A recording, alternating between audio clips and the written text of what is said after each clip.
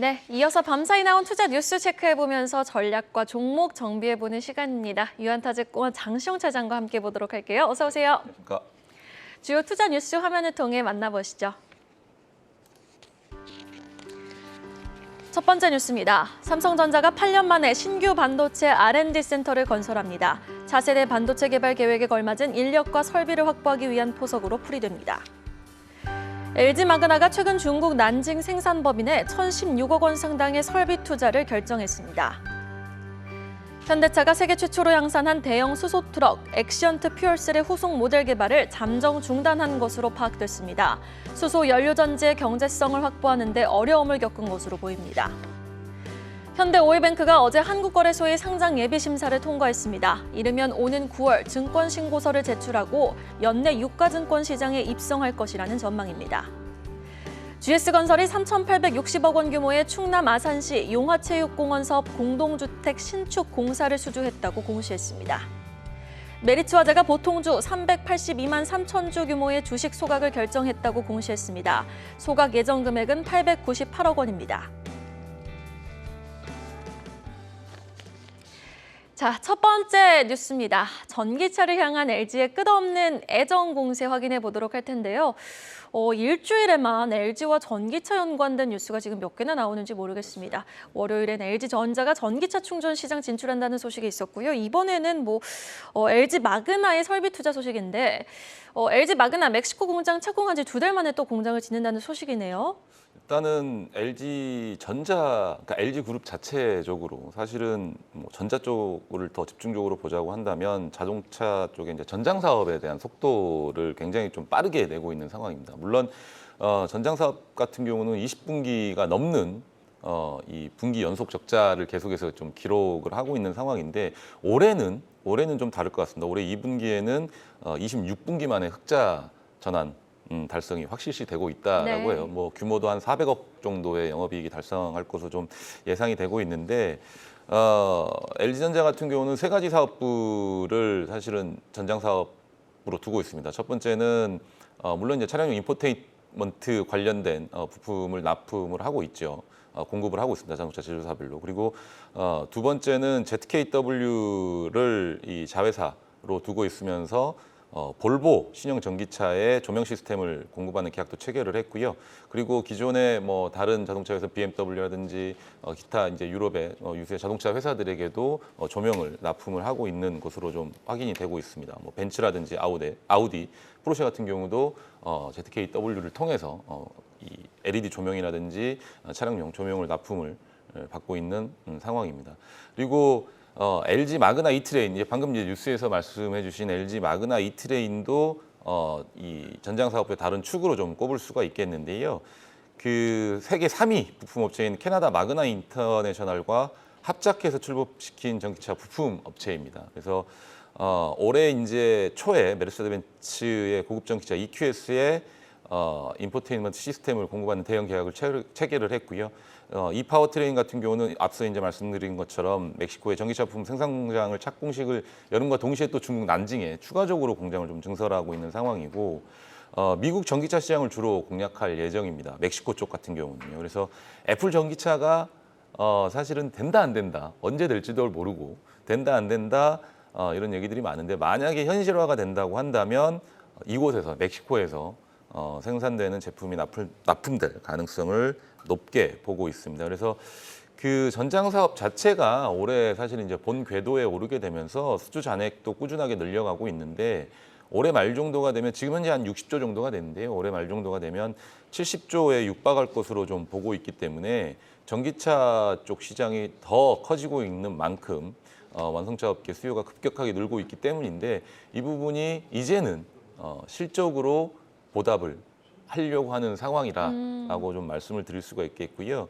사실 그 LG전자 같은 경우는 애증의 종목입니다. 지금 사실 차트라든지 여러 상황들을 좀 종합해 보는데. 근데 사실 오전에 리포트 보니까 목표가 하향 조정 리포트도 그렇죠. 나오고. 왜냐하면 지금 전체적으로 크게 수익을 내고 있는 그러니까 LG전자의 수익의 큰 축을 담당하고 있는 가전 쪽에서의 실적이 예상보다 좀 좋지 않을 것으로 좀 예상이 되고 있습니다. 그래서 그런 부분들 때문에 전장사업부 쪽은 신성장 원동력인데 이 부분은 실적이 이제 크게 보탬이 되지 않는 상황이고 적자를 좀 줄여가면서 영업이익이 이제 막 흑자 전환이 되기 시작하는 상황이기 때문에 시간이 좀 지나고 나면 이 부분이 전자제품 가전제품 사업 부분을 뭐 넘어설 수 있는 상황이 되겠지만 당장에는 가전 쪽에서 뭔가 수익이 좀 크게 좀 나와줘야 되는 상황이기 때문에 제가 말씀드린 부분은 이런 부분들을 가지고 앞으로 조금 더 좋아질 수 있는 부분들을 확인을 시켜드리는 거니까요. LG전자 좀 주가가 좀 많이 빠져 있습니다.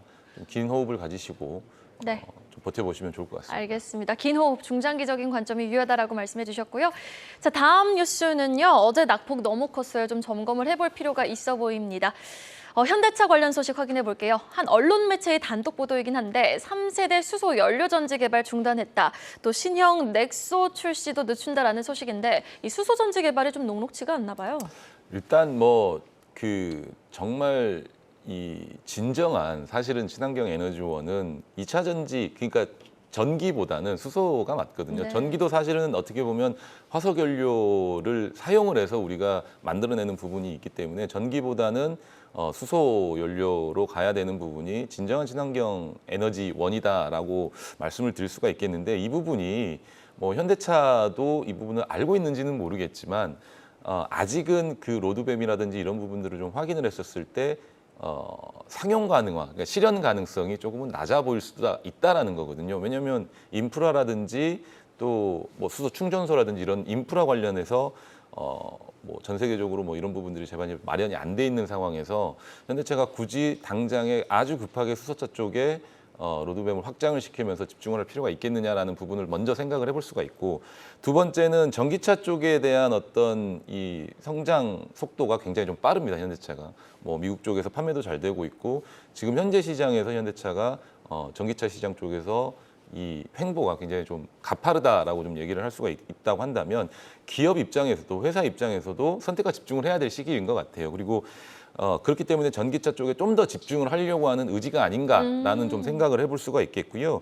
수소차 역시도 개발 완전 중단은 아니고 사실은 시행착오를 좀 극복하는 상황이라고 좀 보시면 될 것 같습니다. 그래서 앞서 말씀드린 대로 현대차 기아차도 마찬가지고 좀 자동차 쪽에 낙폭이 좀 컸습니다. 특히나 이제 수소 관련 종목들에 대한 어떤 이 관심도 매력도도 조금 이제 떨어지려고 하는 상황인데 당장은 어쨌든 전기차 쪽 점유율 확대에 좀 더 포커스를 맞출 것으로 좀 보여지고 있고요. 우리가 그러면 수소차 개발 중단은 아니고 시행착오를 극복한 것이라고 제가 말씀을 드렸다고 하면 그 부분에 대한 것보다는 좋은 쪽에 대한 이 부분에 좀 더 포커싱을 맞추고 집중을 해보자라는 좀 말씀을 드리고 싶고요. 만약에 전기차 쪽이 이 충분한 성공 가도를 달리고 또 뭔가 수익이라든지 이런 부분들이 가시화되고 좀 더 확실해진다고 한다면 그와 함께 수소차 전략도 추가적으로 네. 개발이 좀 빠르게 이루어질 것으로 좀 전망이 되기 때문에 그런 부분들을 가지고 좀 종목을 좀 지켜보시면 좋을 것 그럼 같습니다. 조정 시 매수 관점 유효하겠네요. 저는 지금 현재 대형주 시장 쪽에서 자동차 관련 종목들 그리고 개별 종목에서도 자동차 부품단에 있는 종목들은 여전히 매력적이다라고 좀 말씀을 좀 드리고 싶지만 시장 상황이 녹록치 않은 상황에서 이러한 악재들은 굉장히 좀 큰 변동성을 유발할 수 있습니다. 그렇기 때문에 쉽게 접근하기는 어려울 것으로 좀 보여지지만 그렇더라도 하반기 또는 내년 정도에 연준이 목표하는 인플레이션과 기준금리를 달성했을 때는 다시 금리 인하를 할 가능성이 좀 있단 말이에요. 그렇다고 했을 때는 그런 시간까지 긴 호흡을 가지시고 좀 지켜보시면서 뭐 저점 매수를 해보시는 거는 나쁘지 않다 이렇게 좀 말씀을 드리고 싶습니다. 폐활량을 늘려야 될 것 같아요. 긴 호흡. 그렇습니다. 알겠습니다. 자, 이어서 건설주 좀 점검해 보고 싶습니다. 대형 건설사들의 잇따른 수주 소식 연이어 들리고 있는데 사실 주가는 하락장에서 건설주가 유독 더 타격을 받았단 말이죠. 밤사이 나온 수주 내용을 한번 정리해 보면 일단 되게 긍정적이란 말이에요. 대선 전후로 건설주 들어가신 분들 지금 손실 나신 분들 굉장히 많으실 것 같은데 어떻게 할까요, 전략?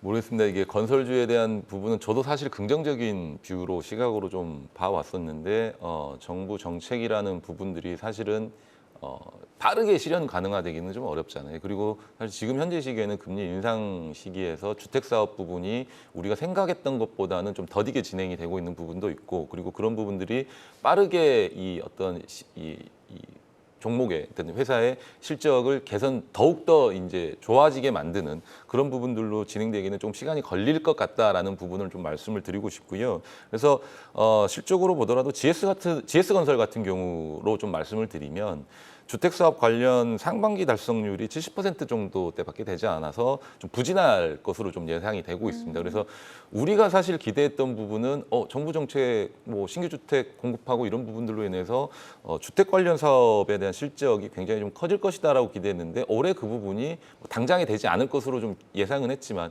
기대감에 대비해서는 너무 좀 부진하는 것으로 좀 파악이 되고 있어요. 그렇기 때문에 그런 부분들로 인해서 우리가 주가 상승을 기대하기 좀 어려운 부분이 있을 것 같습니다. 다만 정비사업 호조가 굉장히 좋습니다. 수주가 네. 굉장히 빠르게 좀 늘어나고 있는 상황이고 이런 부분들로 인해서 중장기 성장 동력을 마련을 했다라고 좀 판단이 들고 있습니다. 그리고 또 하나 부가적으로 우리가 건설주들을 볼 때 해외 수주를 좀 많이 봐야 됩니다. 근데 해외 수주가 1, 2, 3분기까지는 좀 더딜 것으로 좀 보여지고 있습니다. 전체 건설사들로 봤었을 때 뭐 DL 같은 경우는 조금은 나아지는 상황을 좀 보여주고 있기는 하지만 기타의 건설사들 같은 경우는 해외 수주가 1, 2, 3분기 정도는 좀 더뎌질 것으로 보여지는데 4분기부터 해외 수주권들이 좀 굉장히 많아질 것으로 좀 기대를 하고 있습니다. 그러면 그것들이 내년까지 이어지면서 또 다른 내년까지 이어지면서 해외 수주권과 그리고 신규 주택 사업권들이 만약에 정부 정책이 뭐 강하게 좀 드라이브가 걸려서 같이 맞물린다고 한다면 올해보다는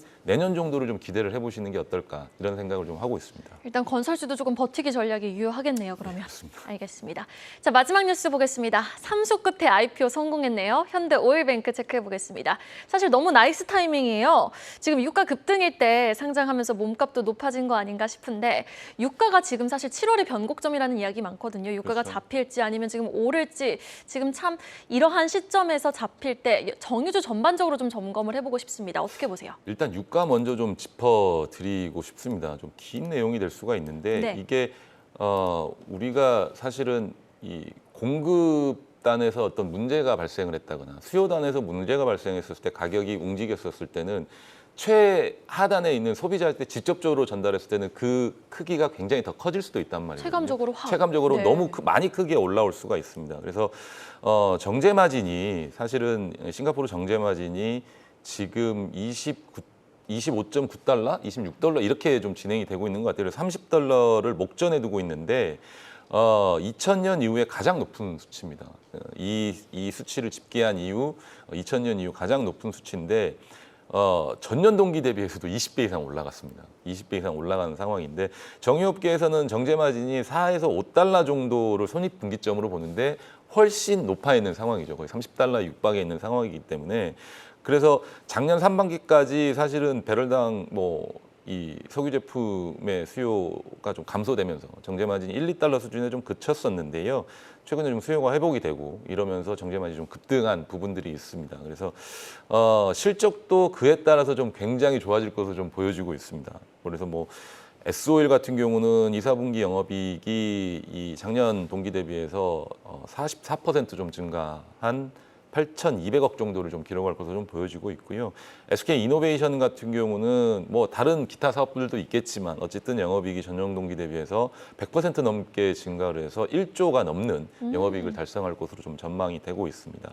그래서 정유 이 화학업계 같은 경우는 유가가 하향 안정화되기 시작하는 시점은 사실은 우리가 다른 주식들도 같이 봐줘야 되는 시기가 될 수 있어요. 왜냐하면 인플레이션이 그렇죠. 그때가 잡히는 잡혀가는 시점이니까. 시점이라고 네. 확인을 할 수가 있기 때문에 그러면 그 전까지는 정유화학 종목 같은 경우는 사실 우리가 가장 접근해 볼 만한 종목 중에 하나다라고 좀 말씀을 좀 드리고 싶고 S-오일이 됐든 GS가 됐든 SK 이노베이션이 됐든 변동성이 좀 심화되는 상황에서 인플레이션으로 인해서 만약에 시장의 변동성이 심화된다고 했었을 때는 유가를 확인하시고 유가가 도저히 나는 빠질 것 같지 않다라고 생각이 드신다고 하면 정제 마진도 가끔씩 뉴스를 확인을 하시면서 계속해서 공공행진을 하고 있다고 하면 정유주들에 대한 어떤 실적의 담보는 확인이 됐다라고 좀 판단을 해보셔도 될 것 같아서 계속 확인을 해보셔도 될 것 같고요. 그러면 유가가 하향 안정화되기 시작하는 시점에서는 정유주를 팔아야 되느냐? 맞습니다. 정유주를 정리를 하시고 석유화학 종목으로 좀 갈아타시면 됩니다. 왜냐하면 그렇게 되면 석유화학 제품 이 인플레이션이 잡히고 그리고 연준이 금리를 인하하기 시작하는 시점에서는 더 많은 수요가 요구가 될 텐데 인플레이션은 잡히고 수요가 계속해서 늘어난다라고 한다면 석유화학 제품 같은 경우는 유가가 낮아진 상태에서 원재료 가격이 좀 낮아질 수 있거든요. 근데 제품 판매는 많이 된다라고 하면 오히려 더 좋은 실적을 낼 수 있기 때문에 정유화학주 다음에는 석유화학주로 순차적으로 좀 이렇게 살펴보시는 전략도 함께 가져가 보시는 거 좋을 것 같습니다. 그림이 딱 그려지네요. 네. 알겠습니다. 자, 그럼 전략 들어보도록 하겠습니다. 또 내일 중요한 경제 지표가 발표가 됩니다. 어떻게 전략 가져갈까요? 일단 우리 시장 같은 경우는 수급적으로 어느 정도 안정세를 좀 찾아가려고 하는 것 같아요. 근데 그 부분이 항상 누차 말씀드리지만 시장의 변동성을 위로 확대하는, 저 아래로 확대하는 게 아니라 위로 확대하는 그런 부분들은 아닐 것 같습니다. 그렇지만 이전과 같은 아래 방향으로의 어떤 큰 변동성은 당분간 없을 수도 있습니다. 시장에서요. 물론 경제 지표가 어떤 식으로 나오느냐에 따라서 미국 시장의 변동성이 아주 크게 확대돼 버리면 우리 시장도 좀 많이 영향을 받겠지만 그런 부분들이 아니라고 한다면 사실 우리 시장은 크게 하락세로 다시 한번 전환하지는 않을 것 같다라는 좀 말씀을 드리고 싶고, 다만 7월 또 금리 인상이 있고요. 7월에는 6월 CPI도 좀 발표가 있습니다. 그 부분이 어떻게 되느냐에 따라서 또 변동성이 확대될 것으로 좀 보여지는데, 그 전까지는 모르겠습니다.